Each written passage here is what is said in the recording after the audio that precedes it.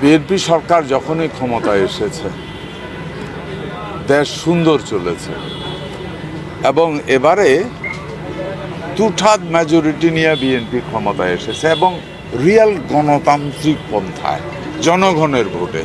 সুতরাং যারা মনে কষ্ট পেয়েছে তাদের তো ষড়যন্ত্র থাকবে কি করে এই সরকারটাকে আনপপুলার করা যায়। আমরা চেষ্টা করেছি, এখন আমরা কঠিনভাবে সামনে এগিয়ে যাব।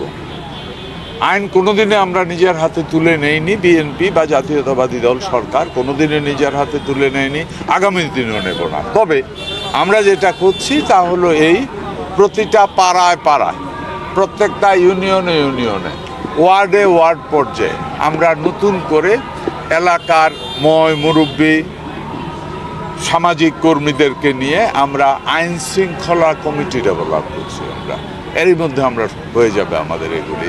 এটা হওয়ার পরে প্রশাসনকে, ওই কমিটি প্রশাসনকে সহযোগিতা করবে।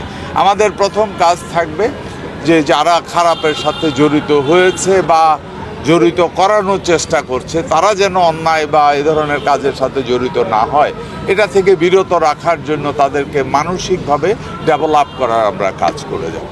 যদি রেহাইতেই আমরা ওইখানে ব্যর্থ হই তখন আমরা আইনশৃঙ্খলা বাহিনীকে সহযোগিতা করে তাকে আইনের আশ্রয় দিয়ে দেওয়া হবে। আমাদের আর কিছু করার থাকবে না। বাট আমরা আশা করি আমরা যে নতুন পদক্ষেপ নিচ্ছি এতে করে অনেক ডেভেলপ করে যাবে, আইনশৃঙ্খলা বাহিনী অনেক ভালো কাজ করতে পারবে ইনশাআল্লাহ। দ্বিতীয় প্রশ্ন ছিল আপনার চামড়ার বিষয়। অ্যাকচুয়ালি চামড়ার ব্যাপারটা আমার না, এটা বাণিজ্য মন্ত্রণালয়ে। আমার দায়িত্ব শুধু গরু জিন্দা থাকা পর্যন্ত। আপনি ভুলে যায় না আমি প্রাণী, হ্যাঁ, আমি বাণিজ্য নয়। তারপরেও এটা একটার সাথে একটা জড়িত। এখানে ব্যবসায়ী কমিউনিটি অনেক কিছুর সাথে আছে যে তারা কী পরিমাণ ফাইন্যান্স পেলো কিনা, এগুলি তো মেনলি ট্যানারিরা কিনা, ওখানে ফাইন্যান্স একটা ফ্যাক্টর হতে পারে, অথবা যে চামড়াগুলি ফেলে দিয়েছে বা এই ধরনের ঘটনা হয়েছে। চামড়া কিন্তু একটা নির্দিষ্ট সময়ের পরে উইদিন 4 to 5 hours চামড়ার ভিতরে পচন ধরে, এটা পচনশীল পণ্য। দ্রুততম সময়ে লবণ দিতে হয়।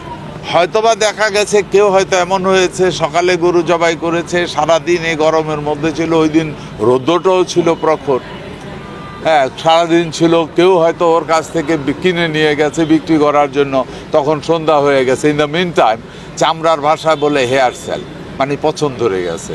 ওই পচা চামড়া কেউ 2 টাকা দিয়েও কিনবে না, এটাই হতে পারে। নাইলে চামড়ার, কোরবানির চামড়া অনেক হাই কোয়ালিটির চামড়া। হ্যাঁ, আমি তো এই জগতেরও মানুষ এখনও আছি। সো আপনারা জানেন আমার জুতার ফ্যাক্টরি আছে, সুতরাং চামড়ার সাথে আমারও সম্পর্ক।